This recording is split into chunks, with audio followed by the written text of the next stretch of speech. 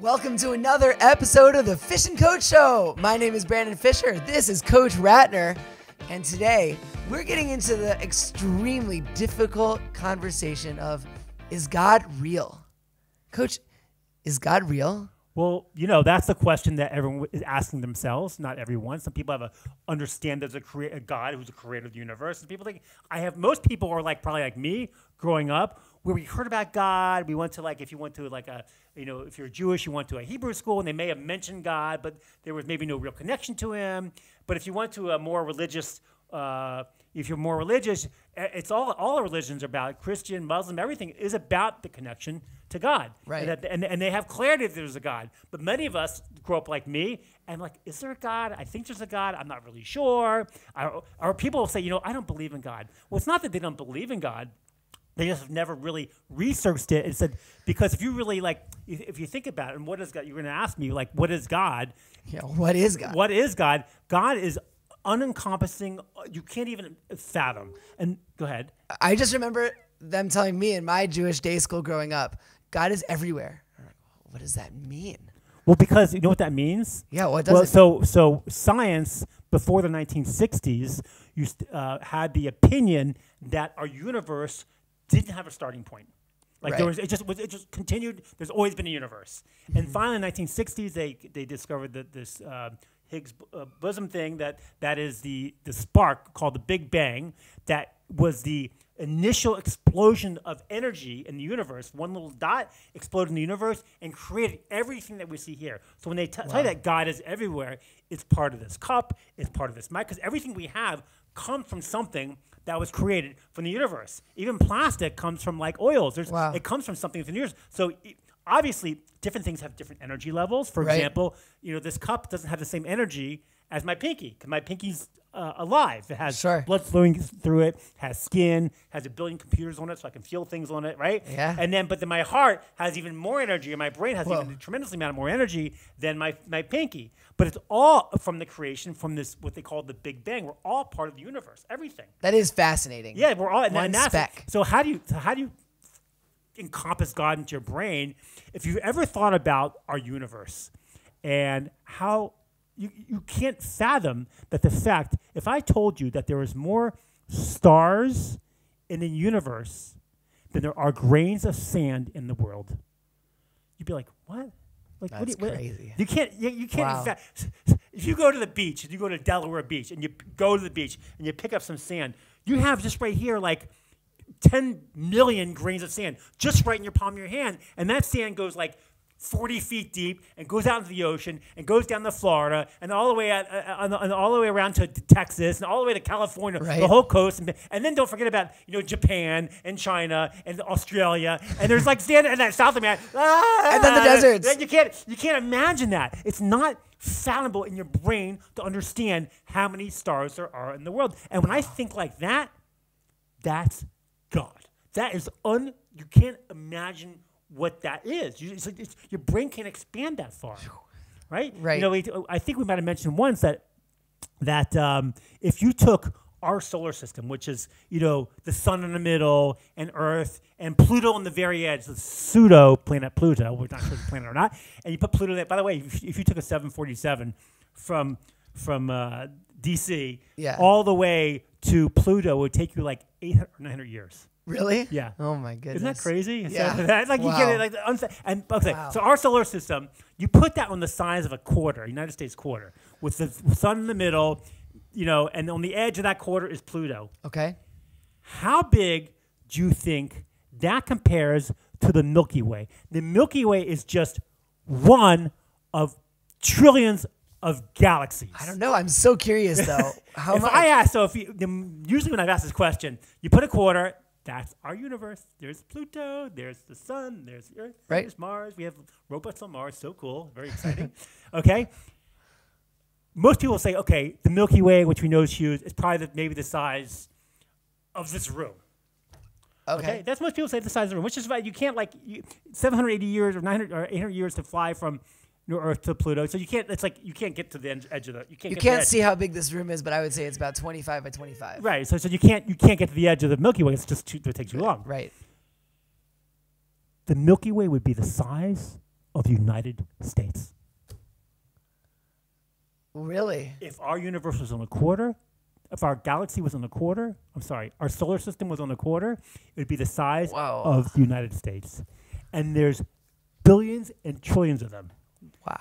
That is God. Yeah. That is like, okay, you can't wrap your head around Well, then there's it. the detail, like, and God's even more than that. Yeah, it's like little. Because before the Big Bang, there was something too. Yeah, so it's funny. NASA has something called the Wmap, WMAP, I believe it's called, and it is. I should have brought it actually. It's a map of the universe from the Big Bang. By the way, do you know why they called it the Big Bang? Why? Because if they called it what it really was, which was creation, the start of creation, that would mean there's a that's creator. too religious. So it's too religious. So they said the Big Bang, just so you know. Anyway, so the map goodness. shows because our universe is expanding, it's getting bigger and bigger, Right. and as time it gets bigger, time changes also. Time is not a constant thing, which is crazy.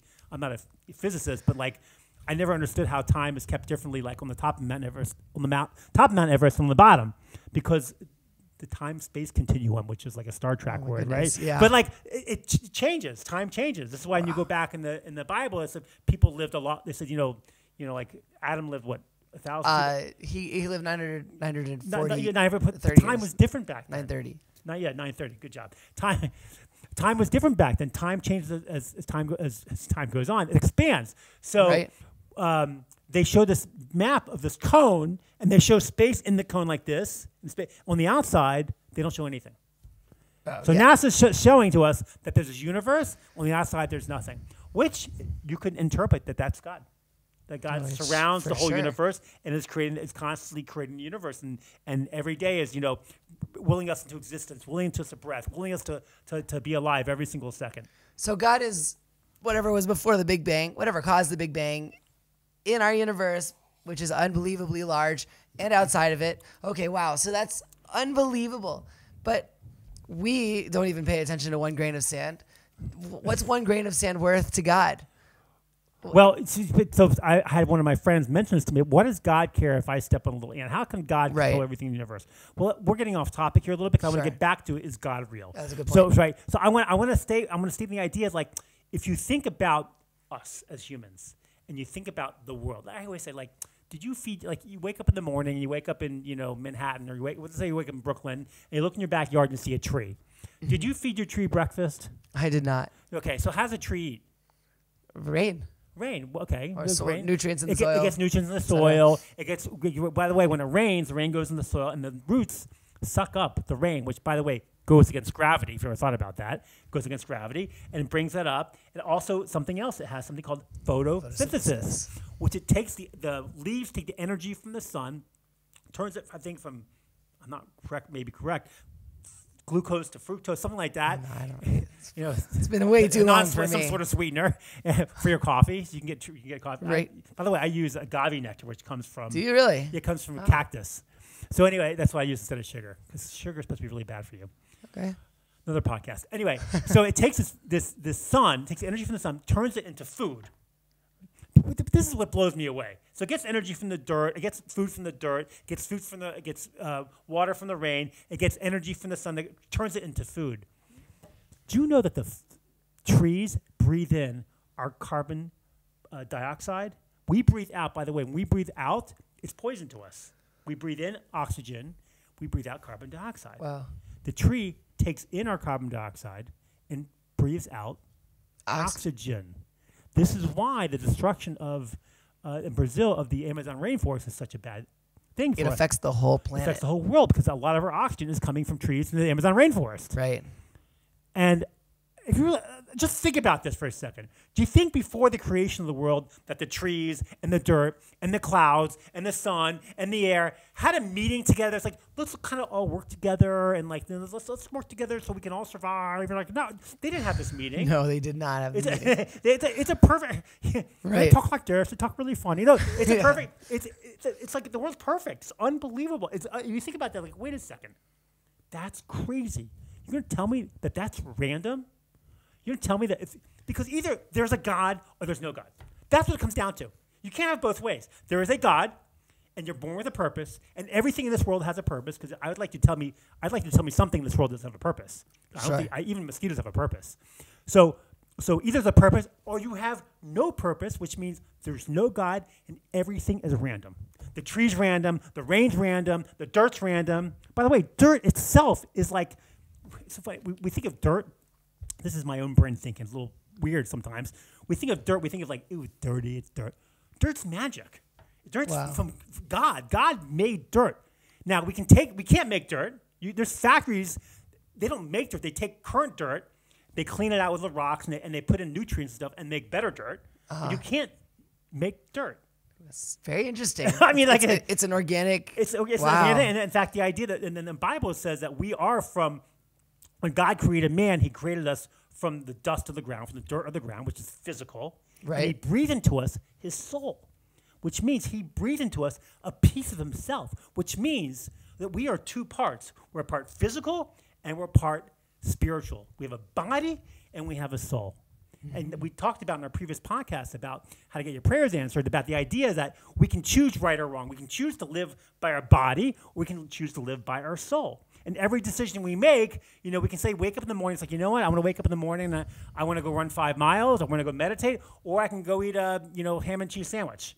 Right? Sure. You can make that choice. What's better for you? Your body wants one, your soul wants the other. Your body wants to turn over. Besides the sandwich, your body wants to turn over on this bed, put your head in the coldest part of the pillow, and turn off the alarm. And your body's a lot louder. And your body a lot more convincing. And your body will eventually win out if you don't, start investigating about God and is He real and is He part of our life and is He who here? You are and identifying who you are as that soul. So you have to understand, either everything's got a purpose or it doesn't have a purpose. Everything's random or it's not random. And if you're random, that means you have no purpose. Go do what you want. That's what I said. Go do what you want. Yeah. Being Jewish, we have certain laws we abide by from. And I always said, you can prove that the Bible's wrong and that God didn't give the Bible for. I'm not going to be doing this. I always say to someone, if you don't believe in God and you go to Yom Kippur services, which is a fast day for the Jewish people, and you fast, you're an idiot. I mean, you're going to fast because some guy told you to fast. I mean, that's stupid. I mean, no offense if you're doing that, Why are you torturing yourself? Right? It's like, why would you do that? Now, if you want to fast for another reason, well, I'm fasting because it's good for you. Some people fast. Just proving that I can do it? Well, no, people do it because it's for health. Sure. There's actually 6 fast days on the Jewish calendar, most people don't know about. And there's an idea that fasting is good for you. People, some people go do water fasts. Some people do, just drink water. But the Jewish fast, there's no water, no food. But if you're fasting because some man said so, like I said, I mean, you're not living in clarity. I don't like contradiction. In fact, this might be one of my books. Clarity versus contradiction. I just can't stand living in contradiction. I want to know. And I grew up not really knowing there was a God. And once I learned about it, started looking at the world and started looking. I mean, you ever thought about an orange? I guess not. There's so much to it, though. There's a lot to an orange. I think of a tangerine, like this little tangerine. It's amazing. You take this little tiny seed. I mean, imagine if you were like an alien and you come to this world and you come down and you meet some guy in the woods and you're an alien and he says, how'd you guys get here? He goes, and the guy, let's say, doesn't believe in God, whatever. He goes, oh, we're just accidentally here by accident, just random things occurrence, or what you call evolution, whatever. Just we came from monkeys, whatever it is. Right. And he says, well, what's this tree here? He goes, that's an orange tree. He said, oh, where'd it come from? And the guy's like, well, it just grew here, just, randomly. He goes, oh, well, how'd that happen? He goes, oh, someone put a seed in the ground. He goes, what's the seed look like? And he says, oh, here's a seed over here. He picks an orange, opens it up, and says, this is a seed. He goes, how can you tell me that this seed turned into this giant tree? He's like, well, you put the seed into the ground, and then what actually it does is it actually rots. The seed rots, and then it sprouts roots, and then starts to grow, and then it gets a little leaf that breaks through, a little stem that breaks through the ground, and you have a leaf. And he says, oh, you're telling me that little tiny thing grew into this? He goes, well, yeah, it takes years and years and years, but it does happen. He goes, oh, so how does it get to be so big? He goes, well, just over time, it grows to be this big tree. He goes, where does it come from? Where does all this wood and things and these trees and these leaves and these oranges come from? He goes, I don't know. It just happens. The alien's like, okay, well, that's pretty random. That's I mean, no one made this. This just happened. And alien says to the guy, well, what about these things on the hanging from the tree, these oranges? He goes, well, you see the green ones over there? He goes, those aren't ripe. And the alien goes, that's pretty funny because that's the same color as the leaves that are green. It's funny that you can't really see them very well. He goes, yeah, but once it gets ripe, those are not ripe, I said. They're green. But once it becomes ripe, they turn orange, and it turns a beautiful color. He goes, that's so funny. And what happens when no one picks it? He goes, well, they fall off, and they fall into the ground, and then they start to rot. I go, what color do they turn when they rot? He goes, they turn brown. He goes, that's funny. That's the color of the dirt that you have under the tree. So it kind of blends in with the dirt when they're rotten. And he goes, let me see one of these oranges. So he opens one up. He goes, it's funny. They're like, nothing's falling out of it. He goes, it's amazing. They're all this, it's like, I open this up, and it's like full of juice. And I open up these little peels, and they're all segmented. Right. And then I take off the skin, and there's inside each one are packets full of juice. And you would think that if you took the skin off, that the juice would spill on you. Right. It does not. It doesn't. No matter how you cut it. And then you put it in your mouth, and the alien's like, wow, this tastes good. Is this healthy for me? And the man says, oh, it's one of the healthiest foods in the world. You know, it has vitamin C, all sorts of things. He says, and potassium, he goes, well, that's funny. Why, it's funny that, this random tree that tastes good is also healthy for you. And when the fruit is ripe, it looks beautiful.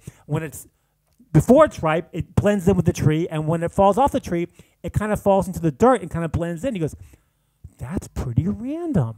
Whoa. And the guy goes, yeah, I guess it is, isn't it? And the guy starts to think, I never really thought about it that way. How amazing a tree is. It's a lot of coincidences right there. There's a lot of randomness there, isn't there? It takes a lot of steps for that to happen. So you have to think to yourself, is God real or not? You start to look at a tree like, wow. What's holding a lot of us back is something called cognitive dissonance. You know what that is, cognitive dissonance? I don't know. It's the belief, it's the idea that when we see something that goes against the way that we think, that we find excuses not to believe it. That makes sense. Right? Right. We like, no, there's no way. Because if you had to change, this whole idea, if you had to change your way of thinking, then... Well, that's inconvenient. That's inconvenient. It might affect our life. It might affect everything we've done in our life. And then suddenly we don't want our lives to change, or we're scared of it, or it's too much for us to take in at one time. Makes sense. Yeah. So it could get really... it has ramifications. It does have ramifications. When you start to think about the world and how it exists and how everything's amazing and the universe is amazing and how our body... I haven't gotten to our bodies. I mean, we're not going to... There's something to say. I really think that it's possible to learn everything about creation from every single creation. You can look at the tree. You can look at the whole cycle of that. You can look at the universe. You can look at a solar system. You can look at an atom, which looks a lot like the universe. Yeah. Right? Mm-hmm. And what a coincidence. And zoom in, zoom out. Every element of creation resembles creation, and you can learn everything about creation from any of it. A lot of people are spoken out about God, about being a creator, but we kind of wrap our way around it. Sometimes we're afraid to mention it. I remember back when we had the big, it wasn't me, it was in Indonesia, had the big tsunamis. Right. And hundreds of thousands of people died. Like, it was so horrible. It was unbelievable. And in the news, they said, Mother Nature's mad. I said, who's Mother Nature? Like, when they talk about it, what are they talking about? They don't want to mention the word God, so they say Mother Nature. It controls everything. Our world is set in motion in a way that, like, everything is controlled. It's a perfect world. Sure. Yeah. The fact that trees produce oxygen, the fact that we have, microcomputers in our fingers to feel things, the fact that we have, our stomach muscles, the insides of our stomach are constantly eating each other.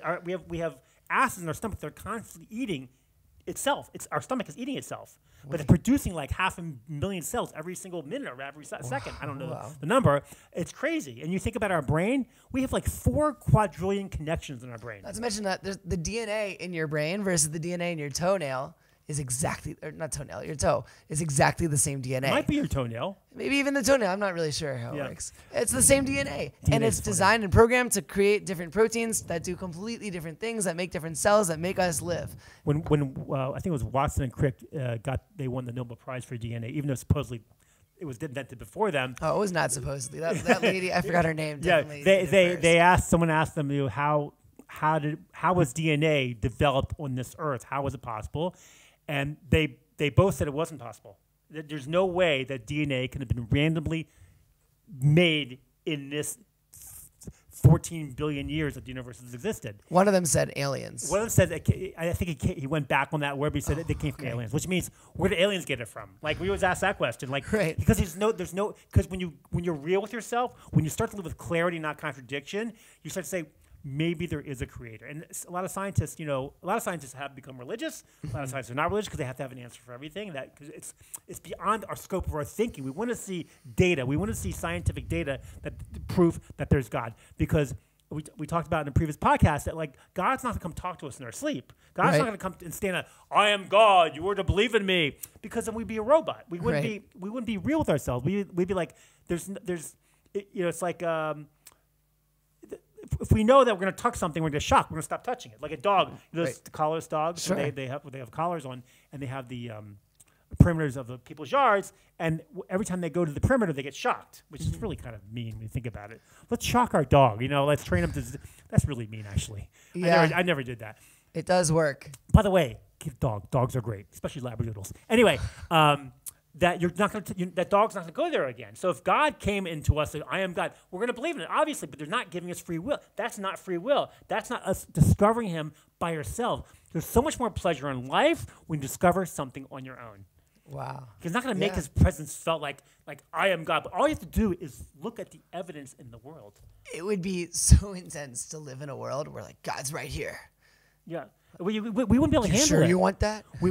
I don't think we'd be able to handle it. No, we wouldn't. No. That's why the world works the way it does. Yeah. We have free will. We can choose to have a connection with God, or we cannot choose. It's up to us. Sure. But when you look at the world with clarity and understand how everything's created perfectly, and how we have these brains, and we have the fact that we have these eyes that are like just ridiculous. Like we forget about our eyes, how amazing they are, and we can breathe, and we can see, and we can hear, and we can wake up in the morning, and we can have these amazing legs that can take us. Now we can run to do bad, or we can run to do good. Right? God gave us that free will. He gave us that freedom to do what we want. And when we discover, when we understand there's a God, we choose the right thing, we'll get so much more pleasure in life. It's so good. I want to add just one thing. You had 10 things. So if you can see God in an orange or the universe or a cell, then maybe you can also see God in your own life. And I think that you can connect the dots. Like the best proof of God is the way you got to where you are now. And it may not have been a straight path. It may have been really, really, really hard. But take a look and see how those coincidences may have gotten you to where you are.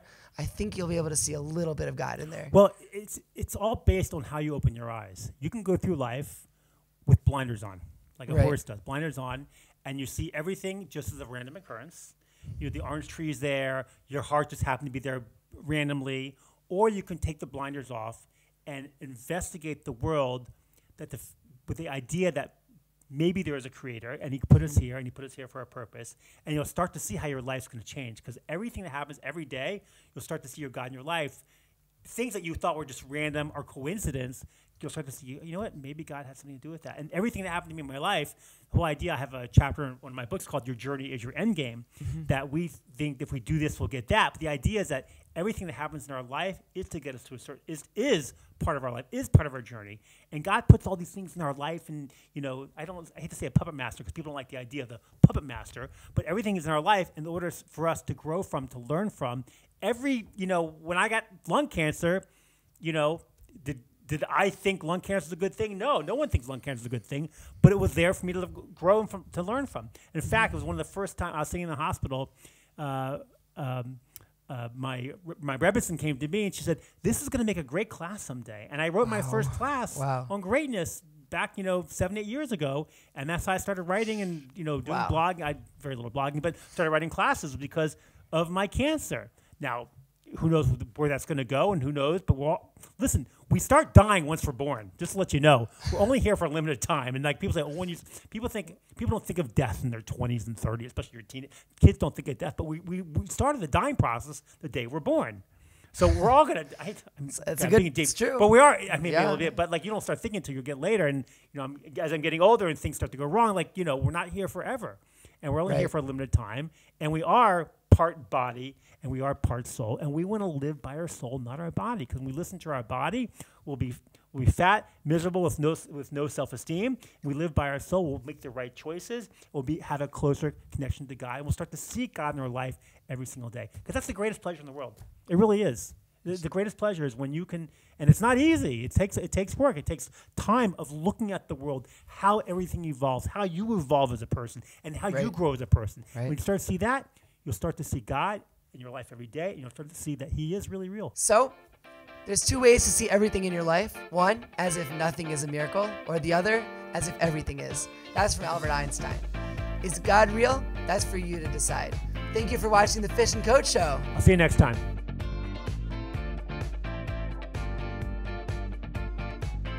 Thanks for watching the Fish and Coach Show. If you like what you just watched, make sure you like, subscribe, and comment with any ideas you'd like to see on any future episodes. We'll see you next time.